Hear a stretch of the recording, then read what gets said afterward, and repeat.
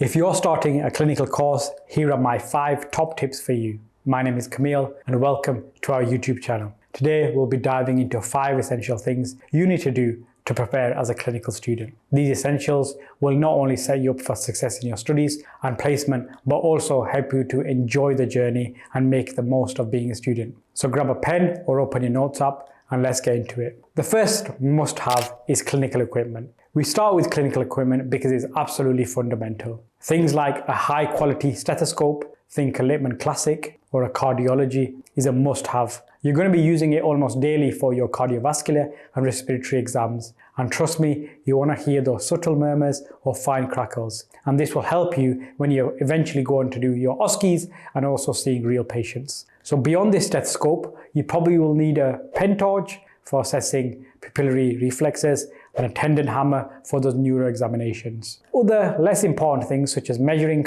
tapes, tuning forks can be handy for musculoskeletal and neurological assessments, but these are typically provided by your placements or your university. These tools are directly relevant to you because they'll be important in your OSCE exams and you'll be marked on how confidently you use this equipment. Your senior colleagues will also be impressed with well-prepared students, so having a handy set of good equipment sets you apart. They also come in handy during placements because you will make a professional impression to your patients. Supervisors will notice your preparedness and it will boost your confidence. Also, don't forget a trusty little notebook or a digital note-taking device. It's invaluable for jotting down differential diagnoses, learning points from your seniors, or even those quick tips that can help you with your single best answer exams. Having everything in one place also means you can revisit as you revise, which is a great way to consolidate your knowledge. Secondly, textbooks. This one is all about textbooks and reference materials. Let's face it, exams and placements both demand a solid foundation of knowledge, and the right resources can make all the difference. We recommend textbooks such as Kumar and Clark's Clinical Medicine, which will be a foundation for your clinical learning and key content. The internet has a lot of OSCE resources, and we at Pareto Education have also got OSCE guides and even an OSCE AI bot to help consolidate your learning. We break down key components of key histories, red flags, and even material to support your clinical knowledge. Remember, clinical practice is essential, and books such as Kumar and Clark's or the Oxford Handbook of Clinical Medicine are packed with concise, high-yield information that will help you nail those best answer examinations and extended matching questions. So let's not forget digital resources such as apps like UpToDate, BMJ Best Practice, which can be lifesavers when you need to check evidence-based guidelines very quickly. A classic mistake that many students do make is buying too many resources at the start of the year. You want to streamline your studying experience and make things as efficient as possible. Try to stick to core resources and build on them if you need. Remember, your university will often offer free or subsidized access to these resources and availability of books at the library. So make sure you have your library card. Having reliable resources at your fingertips means you can look things up very quickly and is a real advantage when patient presents with something you've not really understood before. Number 3, digital tools. Moving on to digital tools, there's a lot more than just having a smartphone. Apps such as MD Calc can help you with this clinical decision making. YouTube is a great resource for OSCE videos, and NICE guidelines for treatment pathways are very good. And if you're serious about organization, digital note-taking apps such as Notion or OneNote can help bring structure to the massive amounts of information you'll cover. Remember, you can create your own flashcards using applications like Anki, linking your lecture notes to your clinical cases and track your progress over time.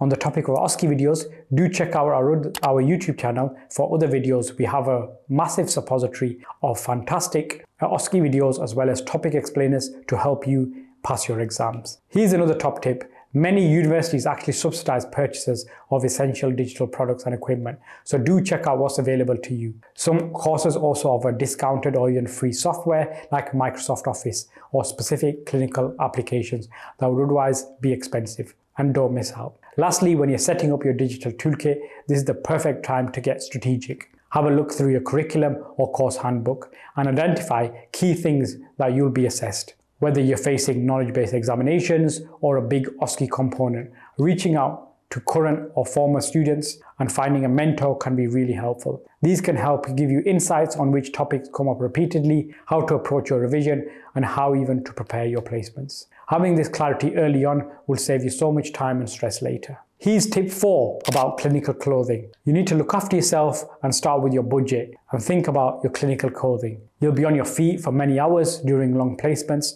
so you need to be comfortable as well as professional. Smart shirts, comfortable scrubs, and supportive footwear will make a world of difference. You have a lot of scrub company choices nowadays, so you can think about what's most suitable for yourself. Remember, it is suitable to wear trainers with scrubs. Conversely, if you have a specific uniform, make sure you get that organized early and make sure it's looking smart and clean. Some places or organizations are notorious for not giving enough scrubs or tunics, so make sure you have enough to get you through your clinical placements. You may be doing back-to-back shifts, and the last thing you want to do is do a double wear on a hot day. A fob watch or a clip-on watch is also worth investing in. Remember, a lot of trusts have a rule about bare below the elbow, which is to do with preventing infection. It's also quite unprofessional to take your phone out for the purpose of timing, so thinking about a watch is quite useful. Clinical placements and extra equipment can get expensive, so budgeting is crucial. Check out whether your university or NHS offers bursaries, hardship funds, as many do for clinical students. If you're relying on student loans, make sure you understand how much you're entitled to and plan accordingly. If you're considering part-time work, be realistic about how much you can do alongside your studies. Some people prefer to work alongside holidays to avoid clashing with placements and exams. Whatever you choose, create a schedule that prioritizes your studies. Clinical courses are intense, but you don't want to burn out with juggling too much. And the last tip I've got for you today is having a prepared mindset. Finally, let's talk about this, because this is what will carry you through those tough days. Clinical placements can be emotionally and physically demanding, and exams are intense. One of the best things you can do for yourself is to create a system for reflection and winding down. A reflective journal can help you process what you've learned, identify gaps, and celebrate your progress. However, often alone isn't enough. You need to be assessed as part of your clinical practice, so don't just treat this as a box-ticking exercise. If you have performed an examination or a history and require feedback, have your forms ready to get immediate feedback. From experience, sending an email 7 days down the line to a senior colleague could be ignored. Remember, it's normal to feel overwhelmed at times, and no one expects you to know everything from day one.